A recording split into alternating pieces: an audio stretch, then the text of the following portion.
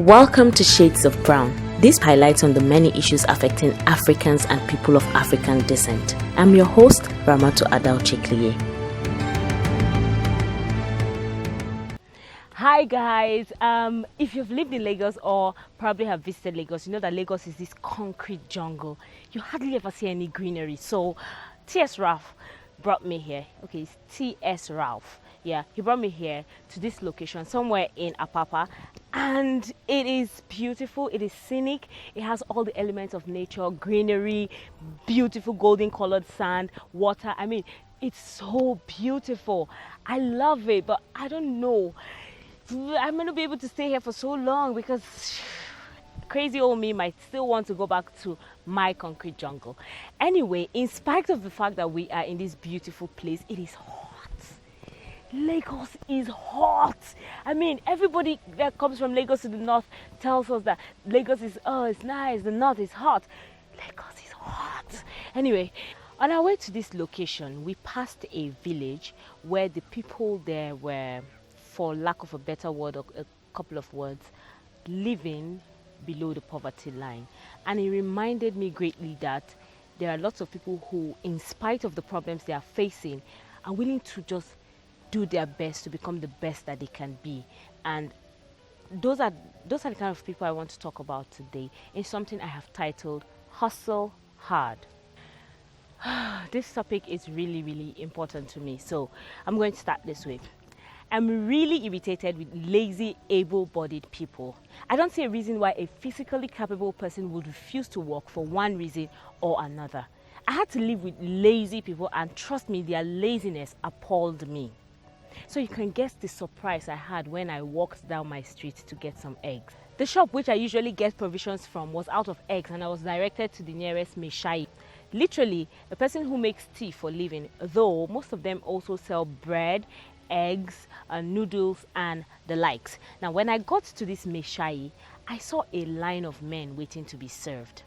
The speed with which the meal were prepared was a testament to constant practice. The Meshai, whom I'm going to call Ahmed, had all four of his stoves on, plus a firewood setting for the huge pot of tea.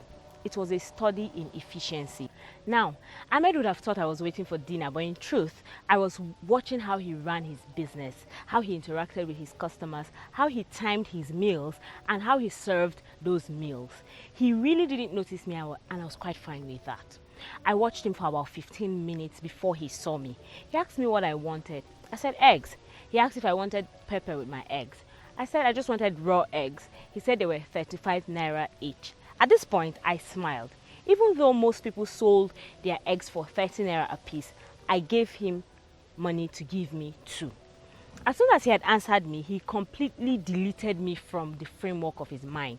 This was at 9:20 p.m. or thereabout, and I went home quite impressed. He had shown a good degree of management in running his small business. I wished more young people were like him, eager to work hard and make that money. On another day, this time in the morning, I went out in search of a place to charge my phone.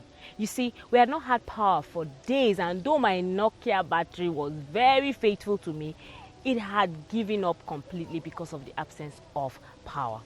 As I walked down my street, I took time to search for a phone shop. It wasn't long before I got to Ahmad's shop, and I saw that he was already there. He was already busy at the shop. As usual, he had a line of people waiting for him. As I registered the fact that this guy worked for at least 12 hours every day, I caught sight of a charging joint, which surprised me because it was just adjacent to Ahmed's shop. I quickly went there and realized that the shop belonged to Osman, who turned out to be Ahmed's brother. I felt really inspired by those brothers. They ran their businesses for at least 12 hours per day, and they seemed to be doing well. What was really interesting to me was how obvious it was that they were not formally educated, yet could be so industrious. Many young people are unproductive because they feel they are graduates and should be paid at least 6 figures in a plush company with heavy benefits and a vacation in Fiji before they get to work. And that is why our nation, Nigeria, is the way it is. Another thing I saw that really inspired me was a Meruwa. Now that's someone who sells water. He pushed water on a truck. This Meruwa was physically challenged. Now, for many people who do not understand the concept of a Meruwa, let me explain a bit. A Meruwa is a person who pushes an amalanke. It's called an amalanke in the north, and it's a mini truck or maxi wheelbarrow that, has about 14 to 16 50-liter jerrycans of water. It requires large upper body strength to push the amalanke uphill, as most northern towns are. It's hilly, Now, most Meruwas are lean, lithe, and very, very strong. Now, back to my story. The Meruwa, like I said before, was physically challenged. He has just one hand, the other lost to something I do not know of. Looking at him, I could tell that it took a lot of work pushing his amalanke to his customers, balancing it when he needed to stop, maneuvering it when it got stuck in sand or collected in a collection of gravel, and generally transporting each jerrycan to the home of his customers. Again, let me explain. Once the Meruwa goes to his customer's house, he just picks 2 jerrycans and goes to job, so that it makes his work easier. Now imagine someone wanting to buy all of the 16 jerrycans, and this guy has to carry them one after the other, one by one, one by one. Yet with all these limitations, he still gets up every day, heads out to where he fetches water, transports his goods, and sells them. If that is not inspiring, I don't know what is. One of the secretaries in my office, whose name is Mary, is very industrious and a very wonderful lady. I don't know anything about her academic background, but I do know that she can hustle. Her 8 to 4 job is working as a secretary in our office, but as soon as she closes, she goes to her shop to sew clothes for people. She seems to make lots of money from that venture, or so I assume, because most ladies in the office use her services for their African dresses. And to add to that, she bakes. And girl can bake. Her cakes are great. They might not stand a chance against Cake Boss's cakes, but they're okay. And when she's free, she also plaits women's hair. That is, she's a secretary, a tailor, a baker, and a plaiter, or a hairdresser, or something of that nature. In essence, she is an enterprising young woman who knows how to get her hustle on. Why am I inspired by these people? It's quite simple.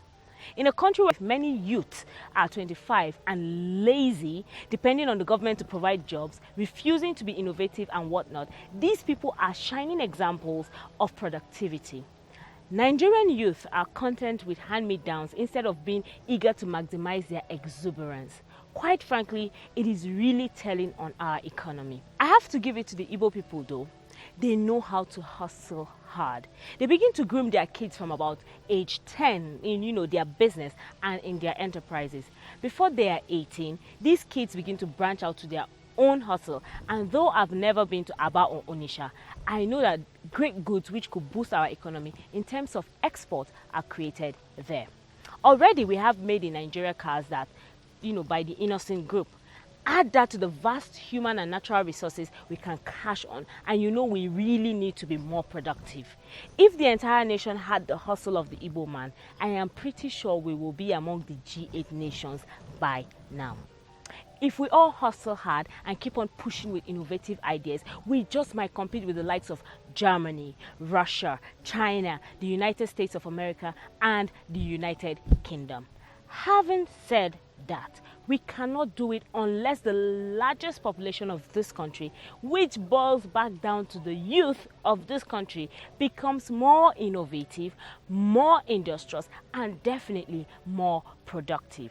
The world has no room for lazy people. Youth, it's time to hustle. Let's hustle.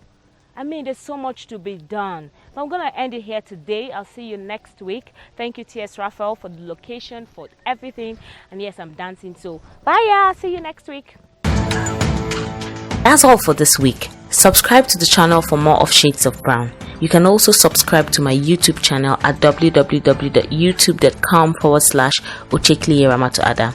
I'm on Facebook at Ochekliye Ramatoada, on Twitter at Remimah, that is at RAMIMAH, and on Instagram at Miss_Remimah.